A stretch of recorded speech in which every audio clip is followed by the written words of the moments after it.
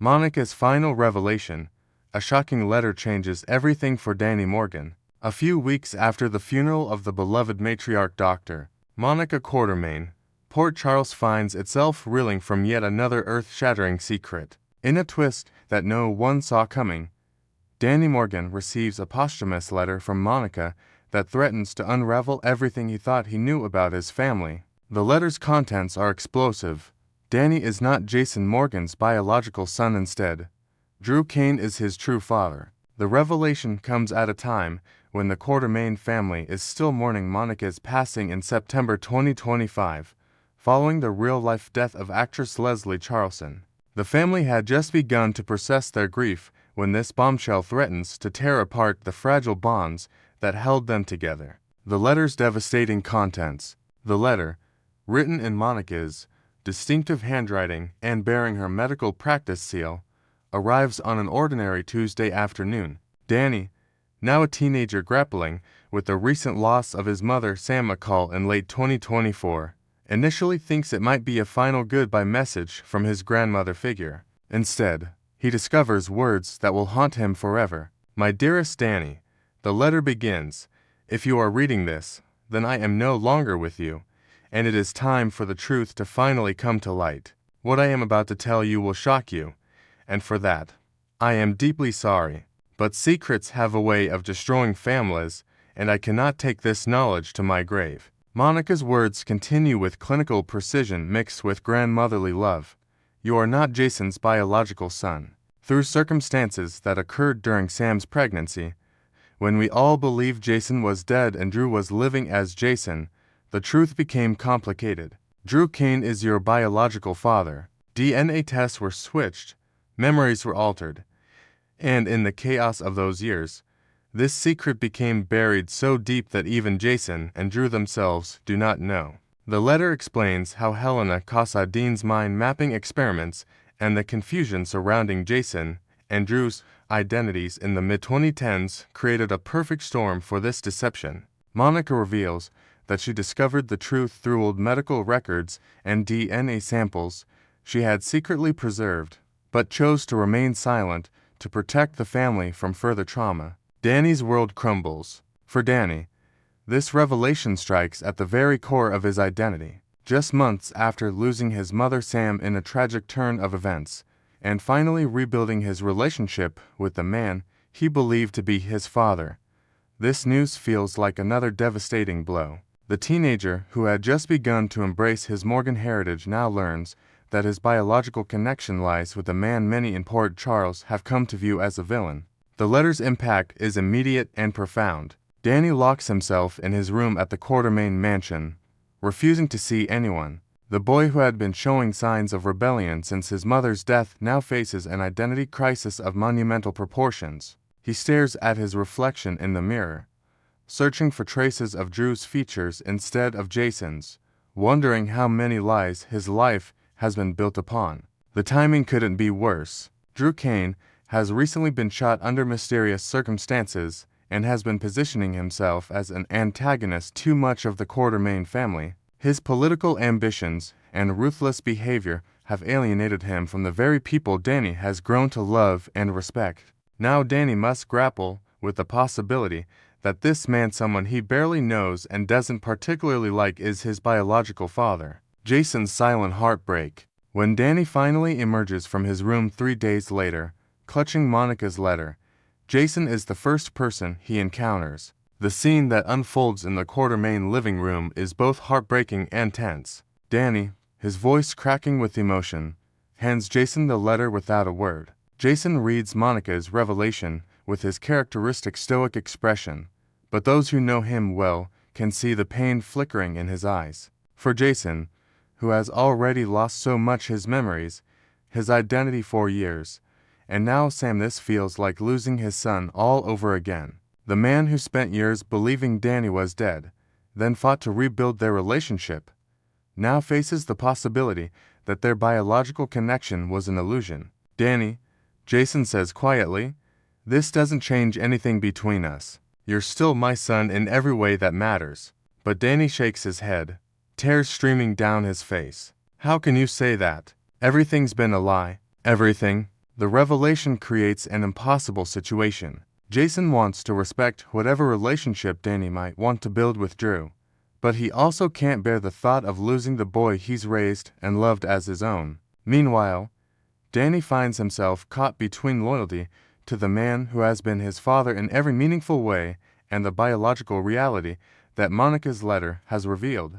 The secret that no one knows. Perhaps the most shocking aspect of Monica's revelation is that neither Jason nor Drew appears to be aware of the truth. Both men lived through the complex years of memory mapping and identity confusion, but the true paternity secret remained hidden even from them. This adds another layer of complexity to an already impossible situation. The letter suggests that during the period when Drew was living as Jason, roughly 2014 to 2017, and everyone believed Jason was dead, certain medical records and DNA tests were manipulated or misinterpreted. Helena Casadin's machinations, combined with the chaos surrounding the twin relation, created the perfect circumstances for this deception to take root and flourish. Monica's medical knowledge and access to old records allowed her to piece together the truth that had eluded everyone else. Her letter indicates that she discovered discrepancies in DNA test results and medical files that had been overlooked during the tumultuous period of Jason and Drew's identity crisis. The beloved doctor and Quartermaine matriarch chose to keep this secret to herself, perhaps hoping it would never need to see the light of day. Drew's unwitting connection. Unaware of the bombshell contained in Monica's letter, Drew continues his political maneuvering and antagonistic behavior toward the Quartermaines. His recent shooting has left him even more bitter and determined to exact revenge on those he believes have wronged him. Little does he know that the son he thought belonged to his twin brother might actually be his own flesh and blood.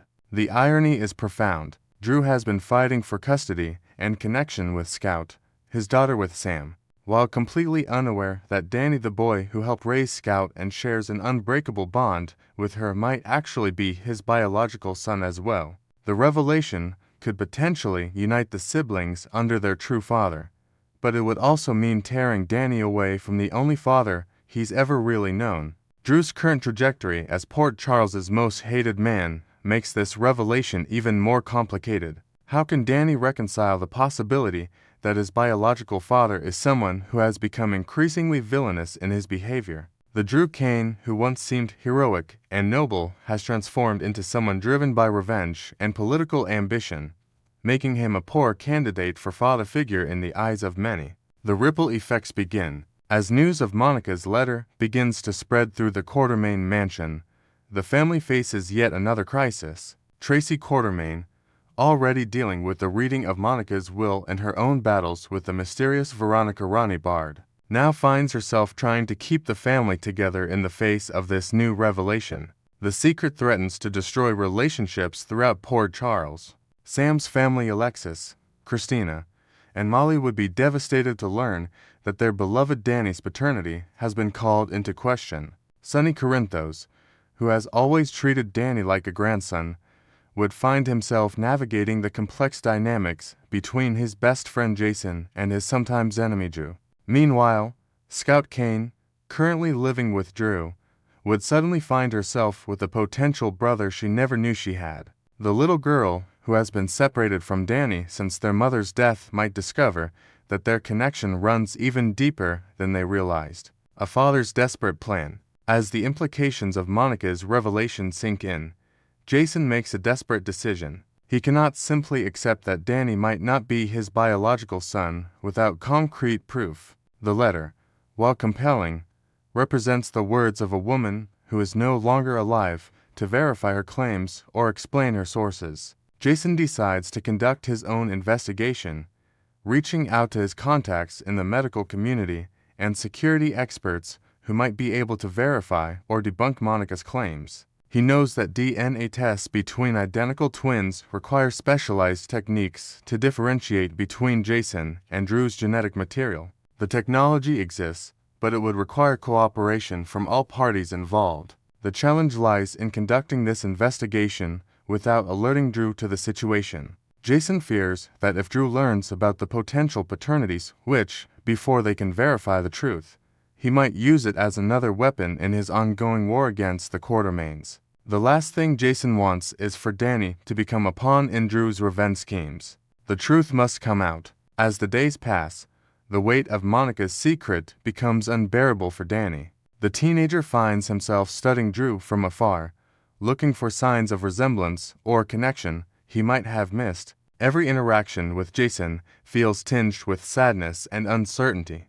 The boy who lost his mother less than a year ago now faces the possibility of losing the father who has been his anchor through the grief. The situation becomes even more complex when Danny begins to notice things about himself that might align more with Drew's personality than Jason's. His recent rebellious streak, his quick temper, and his tendency toward dramatic gestures traits that worried Sam suddenly take on new meaning. Could these characteristics be inherited from Drew rather than learned from Jason? Danny's internal struggle intensifies as he realizes he must make a choice about what to do with Monica's revelation. Should he tell Drew the truth? Should he demand a DNA test to verify Monica's claims? Or should he simply destroy the letter and pretend it never existed, preserving the family structure that has given him stability during the most difficult period of his life? The weight of the secret becomes particularly heavy when Danny interacts with Scout. Looking at his potential sister, he sees traces of himself that he had always attributed to their shared mother, Sam. Now he wonders if their similarities stem from sharing the same father instead. The bond between the siblings, already strong, takes on new significance as Danny contemplates the possibility that they truly are brother and sister in the fullest sense. An impossible choice. As Monica's letter continues to haunt Danny, he realizes that the truth, whatever it might be, will inevitably come to light. Secrets of this magnitude have a way of surfacing, especially in a place like Port Charles, where every family seems connected by intricate webs of love, betrayal, and shared history. The teenager faces an impossible choice: preserve the peace by staying silent, or shatter multiple lives by revealing what Monica discovered. Either path promises pain and upheaval for the people he loves most. Jason would lose the son he's fought so hard to connect with. Drew would discover he has a son he never knew existed. And Danny himself would have to navigate a completely new understanding of his own identity. The revelation also raises questions about Sam's knowledge of the situation. Did she know the truth about Danny's paternity? The letter suggests that Monica's discovery came from medical records and DNA tests that might not have been accessible to Sam. But the possibility that his mother kept this secret as well weighs heavily on Danny's mind. As the story unfolds, one thing becomes clear: Monica Quartermaine's final gift to her family is also her most devastating. The truth she revealed in her posthumous letter will force everyone involved to confront difficult questions about love, biology, and what truly makes a family. For Danny Morgan, the boy who has already lost so much, this revelation represents either the beginning of a new chapter in his life or the destruction of everything he thought he knew about himself. The aftershocks of Monica's letter will ripple through Port Charles for months to come, challenging every relationship and forcing every character to examine what they truly value. In a town where secrets have the power to destroy lives, this particular truth promises to be one of the most explosive yet revealed. Next, we will learn about the escalating enigma surrounding the disappearance of Edward Quartermaine's cherished antique pistol from the grand halls of the Quartermaine mansion. A theft that has ignited fierce debates among fans and cast long shadows over the iconic family dynasty. The intrigue intensifies as Port Charles buzzes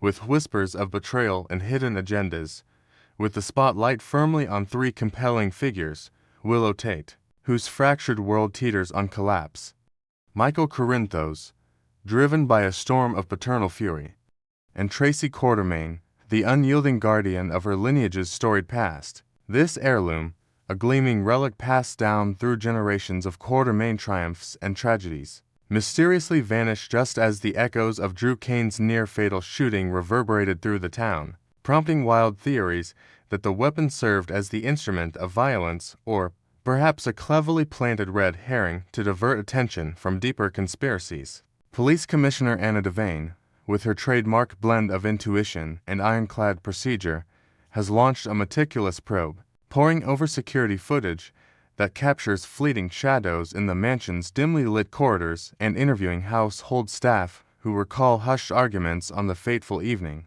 As alibis crumble and motives surface like ghosts from the family vault, the question looms large: who pilfered this symbol of Quartermain power? And could its recovery expose fractures that threaten to shatter the estate's fragile unity forever? In this high-stakes drama, the theft isn't merely a missing object, but a catalyst for unraveling long-buried resentments, potentially leading to arrests, fractured alliances, or even an explosive revelation tying back to Monica Quartermain's lingering influence from beyond the grave. Willow's fractured psyche and the temptation of vengeance. Willow Tate finds herself adrift in a tempest of personal devastation, her once stable life now a whirlwind of shattered dreams and relentless accusations that have left her grasping for any semblance of stability. The illicit entanglement with Drew Kane, which blossomed amid the chaos of her crumbling marriage, has not only alienated her from Michael, but also entangled her in a web of custody woes,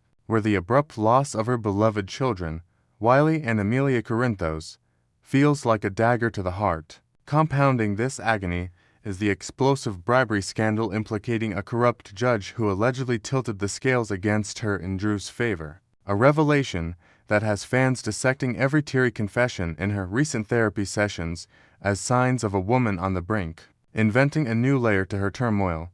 Imagine Willow stumbling upon a hidden diary in the Quartermain library during a late-night solace-seeking wander, its pages filled with Edward's own warnings about outsiders infiltrating the family, words that ignite a spark of paranoia, convincing her that arming herself is the only way to shield her little ones from further harm. Did she swipe the antique gun in a haze of desperation, envisioning it as a tool to intimidate Drew into silence about their affair, or to stage a confrontation that would force a custody reevaluation? Her alibi for the night of the shooting, a solitary walk along the foggy docks, crumbles under scrutiny, as a nosy neighbor claims to have spotted a figure resembling her near the mansion's back entrance, clutching a cloth-wrapped bundle that could easily conceal the pistol's ornate handle. In this speculative twist, Willow's sessions with her counselor reveal fragmented nightmares of wielding the weapon, not in rage, but in a misguided act of self-preservation,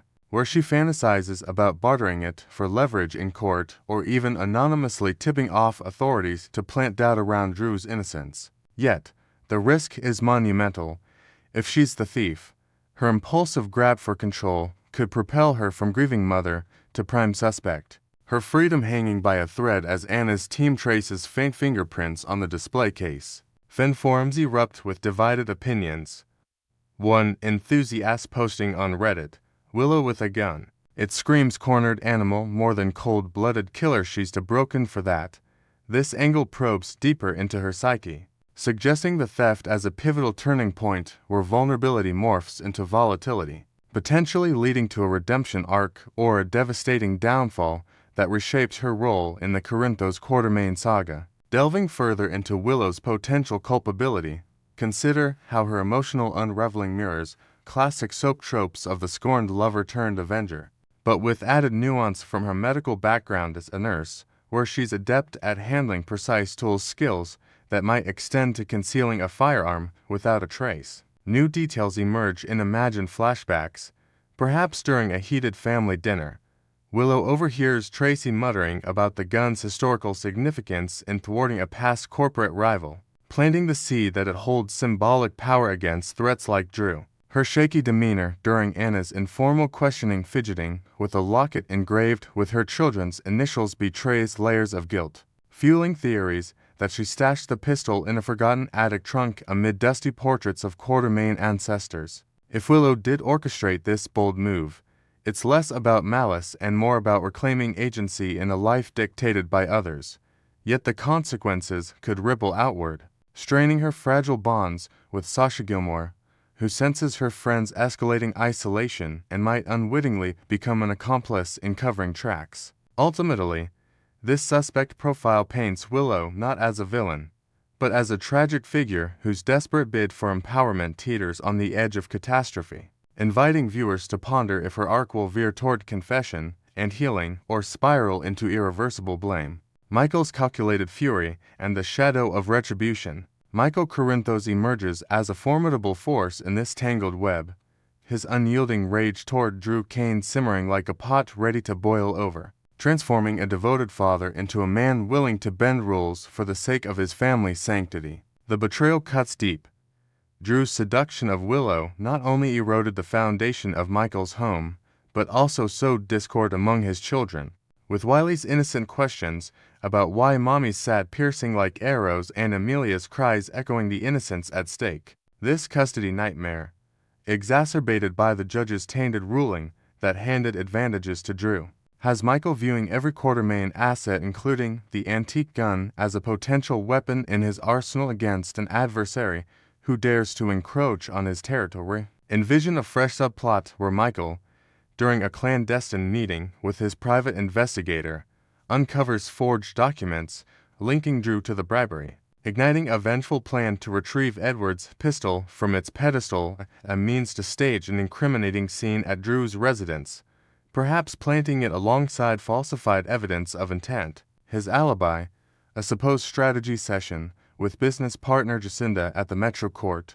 unravels when surveillance footage reveals gaps, and Tracy's sharp-eyed observation of his sleek black SUV idling suspiciously close to Drew's lakeside home on the evening of the shooting adds damning fuel to the fire. In this expanded narrative, Michael's strategic brilliance shines through as he enlists a trusted ally, like his cousin Brooklyn, to create diversions at the mansion party preceding the theft, allowing him unfettered access to the display room where the gun sat unguarded amid celebrations of a recent ELQ merger. If Michael is indeed the mastermind behind the vanishing heirloom, his actions stem from a cold calculus of protection, where framing Drew for possession of the illegal antique could tip the custody scales back in his favor or even escalate to charges of premeditated assault. Fan speculation runs rampant on Twitter, with one viral thread asserting, "Michael's too savvy to leave loose ends, he's built empires, swiping a gun to safeguard his kids.